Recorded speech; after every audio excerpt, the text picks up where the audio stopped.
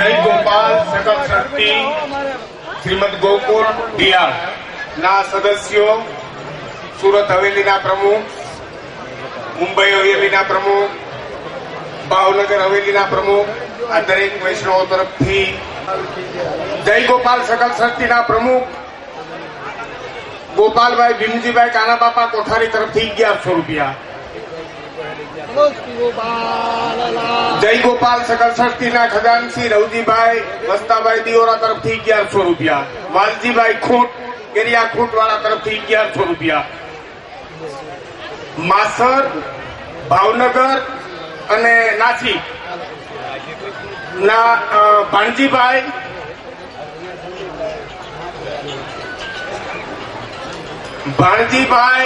નારણભાઈ ભદ્રેસા 3 ગામ બોલ્યો. હજી ઘણા ગામ બાકી છે, એને કઈ બોલવાની જરૂર નથી, પણ અમારા હસ્તે સંદીપભાઈ એનો બાબો અહીંયા ભાવનગર થી આવેલા છે.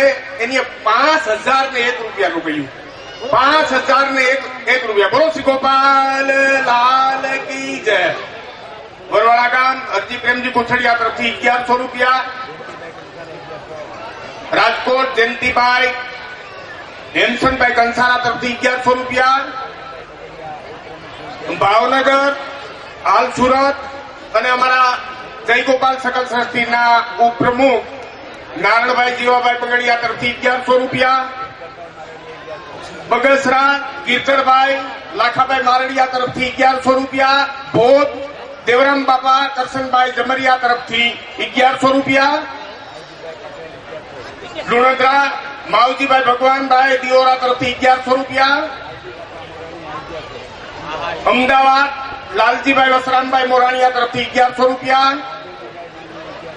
બોટાદ માધવજીભાઈ ત્રિકમભાઈ માણિયા ગોકુલ મેડિકલ તરફથી 1100 રૂપિયા. ભાનુભાઈ અમરસેરા અમદાવાદ તરફથી 1100 રૂપિયા. નાનજીભાઈ કલ્યાણ બાપા ઇટાલિયા પરિવાર રસિકભાઈ તરફથી 1100 રૂપિયા. ઇંગોરાળા ગામ ઝવેરભાઈ ત્રિકમભાઈ ઢોળા તરફથી 1100 રૂપિયા. બાંભણ ગામ અને સૌજીભાઈ કલ્યાણભાઈ ઇટાલિયા તરફથી 1100 રૂપિયા.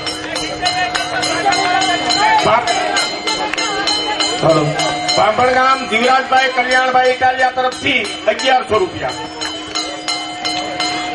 બાંભણ ગામ અને ગગજીભાઈ પ્રેમજીભાઈ ઇટાલિયા તરફથી 500 રૂપિયા. લુણદ્રા ગામ ગૌલોકવાથી દિયાળભાઈ ગોપાલભાઈ તરફથી 500 રૂપિયા.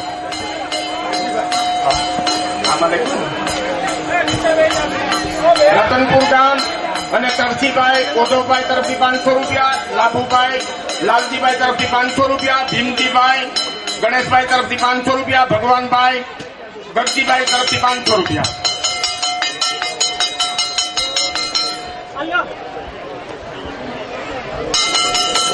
બિહાર ગામ અને ગૌલોકવાથી મંજીભાઈ નારણભાઈ આથોદરિયા તરફથી 500 રૂપિયા.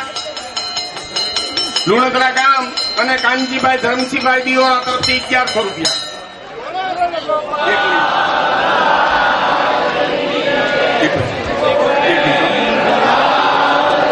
રતનપર ગામ ગૌલોકવાસી માવજીભાઈ ઝવેરભાઈ જીવાણી તરફથી 1100 રૂપિયા.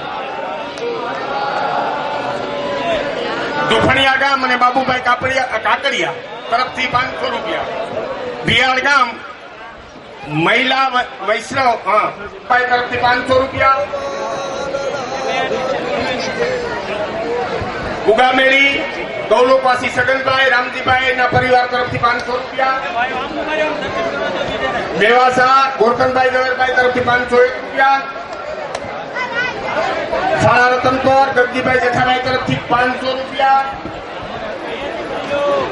રતનપર ગાયકવાડી નાથજીભાઈ તરફથી 500 રૂપિયા. માટે ઘણી ઘણીઓ ચર્ચાઓ ચાલી, ઘણા વિચારો વિમર્શ થયા.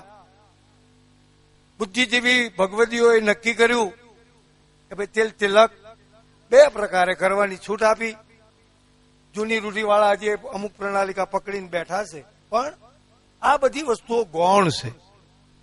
મુખ્ય વસ્તુઓ તિલક, તેલ અને માળા અને તેલનો જે સ્પર્શનો જે ભાવ છે એ આમાં અનુભવીઓ જાણતા જ હોય છે. અમુક બાબતો અમુક સમય પરિસ્થિતિ અને દેશકાળને અનુસંધાને જાહેર કરવામાં આવે છે, પણ ઉત્તમ પ્રકારના ભગવદીઓના સંઘમાં બેસવાથી, એના નિકટવર્તી એની છત્ર છાયામાં જીવન વિતાવવાથી, એના સત્સંગથી આ વસ્તુનું મહત્વ આપણને જાણવાનું મળશે. તો તેલ એ માટે, શિંગાર માટે, તેલ તિલક માટે આજથી 70-80 વર્ષ પૂર્વે મોહનલાલ બેચરદાસ જોશી નું બનાવેલું ગુણમાલ નામનું એક પુસ્તક છે, અને એ પુસ્તકની અંદર શ્રી ગોપાલલાલ અને શ્રી ગોપેન્દ્રજીના પ્રસંગો, લીલા ચરિત્રો પૂરા થયા પછી એને તેલ તિલક વિશેનો મહામંત્ર પણ એમાં લખેલો છે. આપણે દરેકે વાંચેલો જ હશે.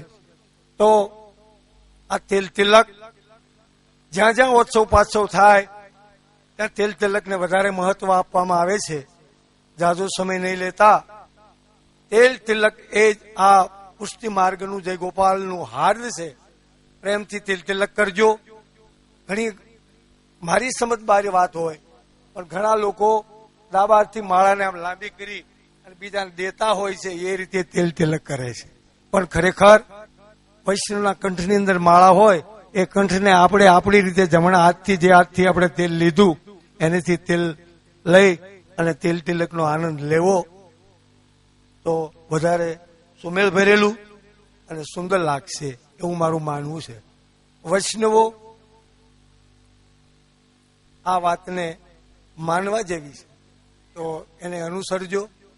વ્રજના પ્રજના, જુઓ ભગવદીઓ કેવું લખ્યું કે વ્રજના પ્રજના વાલાજીના વાલા, ખષ્ટી, દસમી, ચતુરાદશીના વરેલા, ઠકરાણી ઘાટના જુગો જુગના સંબંધી એવા વૈષ્ણવો તેલ તિલકમાં પધારો, પધારો, પધારો.